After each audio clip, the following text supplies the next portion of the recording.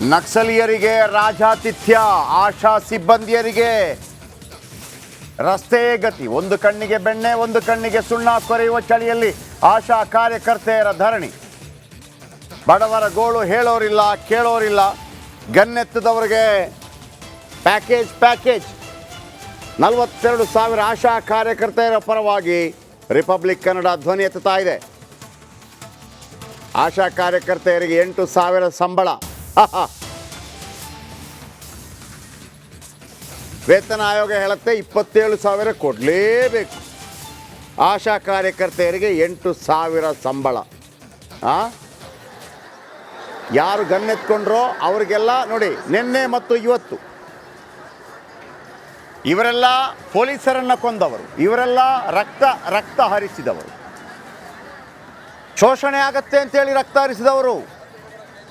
ಆದರೆ ಯಾರು ಶೋಷಣೆಗೊಳಗಾದರೂ ಅವ್ರಿಗೆ ಯಾವ ಲಾಭ ಇಲ್ಲಿ ತನಕ ಸಿಕ್ಕಿಲ್ಲ. ಇಲ್ಲಿ ನೋಡಿ ತಾಯಂದಿರು, ಆಶಾ ಸಿಬ್ಬಂದಿಯವರು ರಸ್ತೆ ಗತಿ. ನಕ್ಸಲೀಯರಿಗೆ ರಾಜಾತಿಥ್ಯ, ಆಶಾ ಸಿಬ್ಬಂದಿಯರಿಗೆ ರಸ್ತೆ ಗತಿ.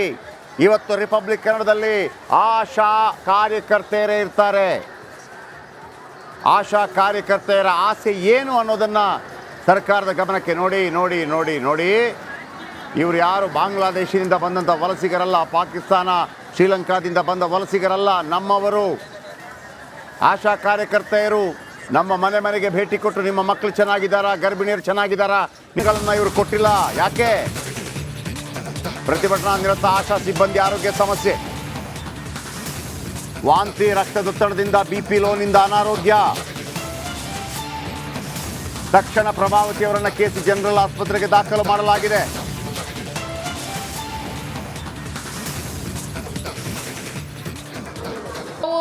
ಏನೋ ಸರ್ವೆ ಮಾಡ್ತೀವಿ, ಕರೆದಾಗ ಹೋಗ್ತೀವಿ.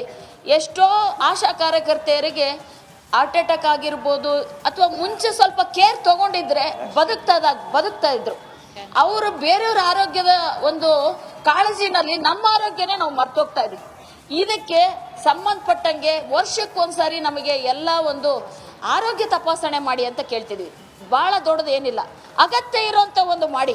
ತುಂಬ ಏನು ದೊಡ್ಡ ಆರೋಗ್ಯ ಇಲಾಖೆಗೆ ಇರ್ತೀವಿ ನಾವು, ನಮ್ಮ ಬಗ್ಗೆನೇ ನಾವು ಕಾಳಜಿ ವಹಿಸಿರಂಗಿಲ್ಲ. ಸ್ವಲ್ಪ ಅದೊಂದು ಮಾಡಿ ಅಂತ ಕೇಳ್ತಿದ್ದೀವಿ. ನಿವೃತ್ತಿ ಆದಮೇಲೆ ಪಶ್ಚಿಮ ಬಂಗಾಳ ರಾಜ್ಯದಲ್ಲಿ 5 ಲಕ್ಷ ರೂಪಾಯಿ ಇಡಿಗಂಟು ಕೊಡ್ತಾರೆ. ಬೇರೆ ರಾಜ್ಯಗಳನ್ನ ನೀವು ವಿವಿಧ ವಿಷಯಗಳಿಗೆ ಸಂಬಂಧಪಟ್ಟಂಗೆ ರೆಫರ್ ಮಾಡ್ತಿರ್ತೀರಲ್ಲ, ನಾವು ಒಂದು ರಾಜ್ಯನ ರೆಫರ್ ಮಾಡ್ತೀವಿ, 5 ಲಕ್ಷ ಅಲ್ಲಿ ಕೊಡ್ತಾರಲ್ಲ, ನೀವು ಕೊಡಿ ಅಂತ ಕೇಳ್ತಾ ಇದ್ದೀವಿ. 3ನೇ 4ನೇ ಬೇಡಿಕೆ ಆಗಿ ಈಗಿರುವಂಥದ್ದು 20,000. ಅದು ಕೂಡ ಯಾರಿಗೂ ಎಷ್ಟೋ ಜನಕ್ಕೆ ಬರಲ್ಲ. ಅದು ಎಷ್ಟೋ ಜನ ಕೆಲಸ ಬಿಟ್ಟು ಹೋಗಿದ್ದಾರೆ ಇಷ್ಟು ವರ್ಷ ಆದಮೇಲೆ, ಅಥವಾ ವಯಸ್ಸಂತ ಆದಮೇಲೆ ಬಿಟ್ಟು ಹೋಗಿದ್ದಾರೆ. ಸೊ ಈ ಎಲ್ಲದಕ್ಕೂ ಆ 20,000 ಬಂದಿಲ್ಲ ಅನ್ನೋದು ಅದೊಂದು ದೊಡ್ಡ ಪಟ್ಟಿನೇ ಇದೆ. ಪಾಪ ಬಿಟ್ಟು ಹೋದವ್ರು ಜಿಲ್ಲಾವಾರು ಒಂದು ಲಿಸ್ಟ್ ಕೊಡ್ತಾರೆ. ಇಲ್ಲಿವರೆಗೂ ಅದು ಯಾರಿಗೆ ಬಂದಿದೆಯೋ ನಮಗೂ ಗೊತ್ತಿಲ್ಲ, ಹೆಸರಿಗಷ್ಟೇ ಆದೇಶ ಆಗ್ತಾ ಇದೆ. ಅದು ಬಿಟ್ಟು ಭಾಳ ಮುಖ್ಯವಾಗಿ ನಮಗೆ ತೀವ್ರವಾದಂಥ ಒಂದು ರೋಗ ಬಂದಾಗ ಒಂದು ರಜೆ ಅನ್ನೋದಿಲ್ಲ. 24/7 108 ಅನ್ನೋ ಥರ ನಮ್ಮನ್ನು ಪರಿಗಣಿಸಿದ್ದಾರೆ. ಖಂಡಿತವಾಗ್ಲೂ ನಾವು ಮಾಡೋಂಥ ಕೆಲಸನೂ ಅಂಥದ್ದೇ ಇದೆ, ನಾವು ಮಾಡ್ತೀವಿ. ಆದರೆ ನಮಗೂ ಕೂಡ ಕುಟುಂಬ ಇದೆ. ಯಾರೋ ಸತ್ರು ಬದುಕಿದ್ರಂದ್ರೂ ಕೂಡ ನಮಗೊಂದು ರಜೆ ಇಲ್ಲ. ಅದು ಪಕ್ಕಕ್ಕೆ ಇಟ್ಬಿಡಿ ಹೋಗ್ಲಿ.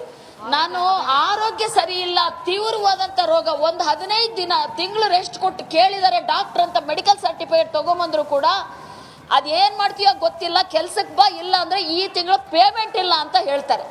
ಇದನ್ನು ನಾವು ದಯವಿಟ್ಟು ನಾನು ಎಲ್ಲರಿಗೂ ಈ ಒಂದು ಮೂಲಕ ನಾನು ಕೇಳ್ಕೊತೀನಿ ಇಲಾಖೆಗೆ, ನಮ್ಮನ್ನು ಮನುಷ್ಯರು ಅಂತ ಪರಿಗಣಿಸ್ರಿ.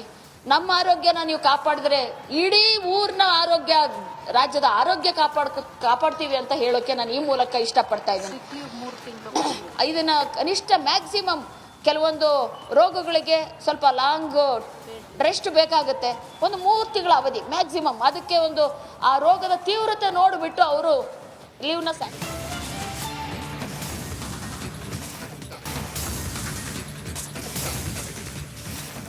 ನಕ್ಸಲೀಯರಿಗೆ ರಾಜಾತಿಥ್ಯ, ಆಶಾ ಸಿಬ್ಬಂದಿಯರಿಗೆ ರಸ್ತೆ ಗತಿ. ಒಂದು ಕಣ್ಣಿಗೆ ಬೆಣ್ಣೆ, ಒಂದು ಕಣ್ಣಿಗೆ ಸುಣ್ಣ ಕೊರೆಯುವ ಚಳಿಯಲ್ಲಿ ಆಶಾ ಕಾರ್ಯಕರ್ತೆಯರ ಧರಣಿ. ಬಡವರ ಗೋಳು ಹೇಳೋರಿಲ್ಲ, ಕೇಳೋರಿಲ್ಲ. ಗನ್ನೆತ್ತದವರಿಗೆ ಪ್ಯಾಕೇಜ್ 42,000 ಆಶಾ ಕಾರ್ಯಕರ್ತೆಯರ ಪರವಾಗಿ ರಿಪಬ್ಲಿಕ್ ಕನ್ನಡ ಧ್ವನಿ ಎತ್ತುತ್ತಾ ಇದೆ. ಆಶಾ ಕಾರ್ಯಕರ್ತೆಯರಿಗೆ 8,000 ಸಂಬಳ. ವೇತನ ಆಯೋಗ ಹೇಳುತ್ತೆ 27,000 ಕೊಡಲೇಬೇಕು. ಆಶಾ ಕಾರ್ಯಕರ್ತೆಯರಿಗೆ 8,000 ಸಂಬಳ. ಯಾರು ಗನ್ನೆತ್ಕೊಂಡ್ರೋ ಅವರಿಗೆಲ್ಲ ನೋಡಿ, ನಿನ್ನೆ ಮತ್ತು ಇವತ್ತು ಇವರೆಲ್ಲ ಪೊಲೀಸರನ್ನು ಕೊಂದವರು, ಇವರೆಲ್ಲ ರಕ್ತ ಹರಿಸಿದವರು, ಶೋಷಣೆ ಆಗತ್ತೆ ಅಂತೇಳಿ ರಕ್ತ ಹರಿಸಿದವರು. ಆದರೆ ಯಾರು ಶೋಷಣೆಗೊಳಗಾದರೂ ಅವ್ರಿಗೆ ಯಾವ ಲಾಭ ಇಲ್ಲಿ ತನಕ ಸಿಕ್ಕಿಲ್ಲ. ಇಲ್ಲಿ ನೋಡಿ ತಾಯಂದಿರು, ಆಶಾ ಸಿಬ್ಬಂದಿಯವರು ರಸ್ತೆ ಗತಿ, ನಕ್ಸಲಿಯರಿಗೆ ರಾಜಾತಿಥ್ಯ, ಆಶಾ ಸಿಬ್ಬಂದಿಯರಿಗೆ ರಸ್ತೆ ಗತಿ. ಇವತ್ತು ರಿಪಬ್ಲಿಕ್ ಕನ್ನಡದಲ್ಲಿ ಆಶಾ ಕಾರ್ಯಕರ್ತೆಯರೇ ಇರ್ತಾರೆ.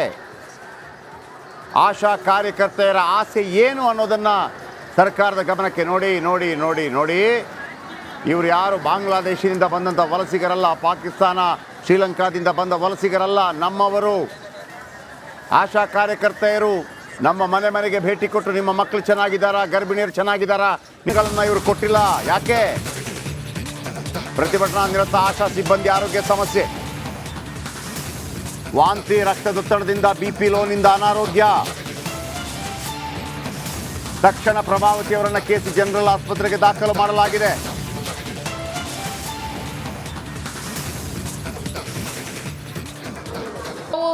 ಏನೋ ಸರ್ವೆ ಮಾಡ್ತೀವಿ, ಕರೆದಾಗ ಹೋಗ್ತೀವಿ. ಎಷ್ಟೋ ಆಶಾ ಕಾರ್ಯಕರ್ತೆಯರಿಗೆ ಹಾರ್ಟ್ ಅಟ್ಯಾಕ್ ಆಗಿರ್ಬೋದು, ಅಥವಾ ಮುಂಚೆ ಸ್ವಲ್ಪ ಕೇರ್ ತಗೊಂಡಿದ್ರೆ ಬದುಕ್ತಾ ಇದ್ರು. ಅವರು ಬೇರೆಯವ್ರ ಆರೋಗ್ಯದ ಒಂದು ಕಾಳಜಿನಲ್ಲಿ ನಮ್ಮ ಆರೋಗ್ಯನೇ ನಾವು ಮರ್ತೋಗ್ತಾ ಇದ್ವಿ. ಇದಕ್ಕೆ ಸಂಬಂಧಪಟ್ಟಂಗೆ ವರ್ಷಕ್ಕೊಂದ್ಸಾರಿ ನಮಗೆ ಎಲ್ಲ ಒಂದು ಆರೋಗ್ಯ ತಪಾಸಣೆ ಮಾಡಿ ಅಂತ ಕೇಳ್ತಿದ್ವಿ. ಭಾಳ ದೊಡ್ಡದು ಏನಿಲ್ಲ, ಅಗತ್ಯ ಇರೋಂಥ ಒಂದು ಮಾಡಿ. ತುಂಬ ಏನು ದೊಡ್ಡ ಆರೋಗ್ಯ ಇಲಾಖೆಗೆ ಇರ್ತೀವಿ ನಾವು, ನಮ್ಮ ಬಗ್ಗೆನೇ ನಾವು ಕಾಳಜಿ ವಹಿಸಿರಂಗಿಲ್ಲ, ಸ್ವಲ್ಪ ಅದೊಂದು ಮಾಡಿ ಅಂತ ಕೇಳ್ತಿದ್ದೀವಿ. ನಿವೃತ್ತಿ ಆದಮೇಲೆ ಪಶ್ಚಿಮ ಬಂಗಾಳ ರಾಜ್ಯದಲ್ಲಿ 5 ಲಕ್ಷ ರೂಪಾಯಿ ಇಡಿಗಂಟು ಕೊಡ್ತಾರೆ. ಬೇರೆ ರಾಜ್ಯಗಳನ್ನ ನೀವು ವಿವಿಧ ವಿಷಯಗಳಿಗೆ ಸಂಬಂಧಪಟ್ಟಂಗೆ ರೆಫರ್ ಮಾಡ್ತಿರ್ತೀರಲ್ಲ, ನಾವು ಒಂದು ರಾಜ್ಯನ ರೆಫರ್ ಮಾಡ್ತೀವಿ, 5 ಲಕ್ಷ ಅಲ್ಲಿ ಕೊಡ್ತಾರಲ್ಲ, ನೀವು ಕೊಡಿ ಅಂತ ಕೇಳ್ತಾ ಇದ್ದೀವಿ.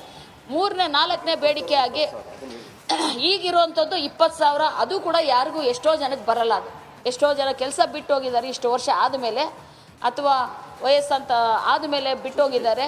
ಸೊ ಈ ಎಲ್ಲದಕ್ಕೂ ಆ 20,000 ಬಂದಿಲ್ಲ ಅನ್ನೋದು ಅದೊಂದು ದೊಡ್ಡ ಪಟ್ಟಿನೇ ಇದೆ. ಪಾಪ ಬಿಟ್ಟು ಹೋದವ್ರು ಜಿಲ್ಲಾವಾರು ಒಂದು ಲಿಸ್ಟ್ ಕೊಡ್ತಾರೆ. ಇಲ್ಲಿವರೆಗೂ ಅದು ಯಾರಿಗೆ ಬಂದಿದೆಯೋ ನಮಗೂ ಗೊತ್ತಿಲ್ಲ, ಹೆಸರಿಗಷ್ಟೇ ಆದೇಶ ಆಗ್ತಾ ಇದೆ. ಅದು ಬಿಟ್ಟು ಭಾಳ ಮುಖ್ಯವಾಗಿ ನಮಗೆ ತೀವ್ರವಾದಂಥ ಒಂದು ರೋಗ ಬಂದಾಗ ಒಂದು ರಜೆ ಅನ್ನೋದಿಲ್ಲ. 24/7 108 ಅನ್ನೋ ಥರ ನಮ್ಮನ್ನು ಪರಿಗಣಿಸಿದ್ದಾರೆ. ಖಂಡಿತವಾಗ್ಲೂ ನಾವು ಮಾಡೋಂಥ ಕೆಲಸನೂ ಅಂಥದ್ದೇ ಇದೆ, ನಾವು ಮಾಡ್ತೀವಿ. ಆದರೆ ನಮಗೂ ಕೂಡ ಕುಟುಂಬ ಇದೆ. ಯಾರೋ ಸತ್ರು ಬದುಕಿದ್ರಂದ್ರೂ ಕೂಡ ನಮಗೊಂದು ರಜೆ ಇಲ್ಲ. ಅದು ಪಕ್ಕಕ್ಕೆ ಇಟ್ಬಿಡಿ ಹೋಗ್ಲಿ. ನಾನು ಆರೋಗ್ಯ ಸರಿ ಇಲ್ಲ, ತೀವ್ರವಾದಂಥ ರೋಗ, ಒಂದು 15 ದಿನ ತಿಂಗಳು ರೆಸ್ಟ್ ಕೊಟ್ಟು ಕೇಳಿದ್ದಾರೆ ಡಾಕ್ಟ್ರ್ ಅಂತ ಮೆಡಿಕಲ್ ಸರ್ಟಿಫಿಕೇಟ್ ತೊಗೊಂಬಂದ್ರು ಕೂಡ ಅದೇನು ಮಾಡ್ತೀಯೋ ಗೊತ್ತಿಲ್ಲ, ಕೆಲ್ಸಕ್ಕೆ ಬಾ, ಇಲ್ಲ ಅಂದರೆ ಈ ತಿಂಗಳು ಪೇಮೆಂಟ್ ಇಲ್ಲ ಅಂತ ಹೇಳ್ತಾರೆ.